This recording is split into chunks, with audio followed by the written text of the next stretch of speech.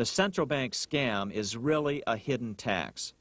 The nation sells bonds to the central bank to pay for things it does not have the political will to raise taxes to pay for. But the bonds are purchased with money the central bank creates out of nothing. More money in circulation makes your money worth less. The government gets as much money as it needs, and the people pay for it in inflation.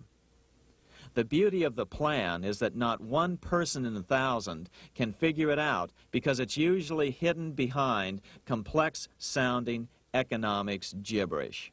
In the first 130 years of our existence as a country, with a few brief exceptions, we didn't have a central bank that regulated all the other banks.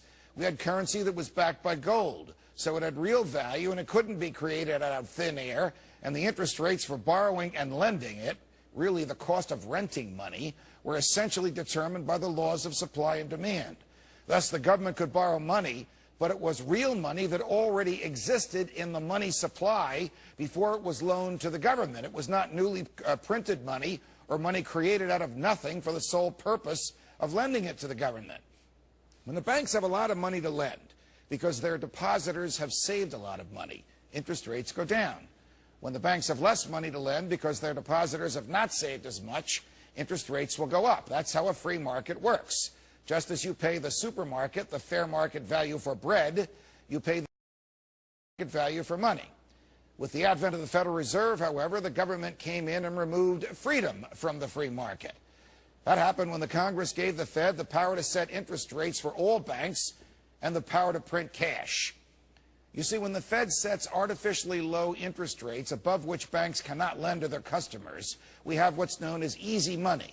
That's money that is rented out at less than its real rental value, less than what the laws of supply and demand would establish. That, in turn, produces money that is so cheap that folks borrow it who cannot really afford to repay it. And that gives the illusion that industries are creditworthy than they truly are. That induces people to take on more debt and more risk than they can afford to pay back. At the same time that the Fed has been inducing the wrong people to borrow cheap money, it has actually been printing and lending money to the federal government.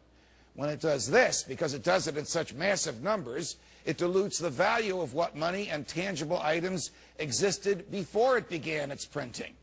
This produces price inflation.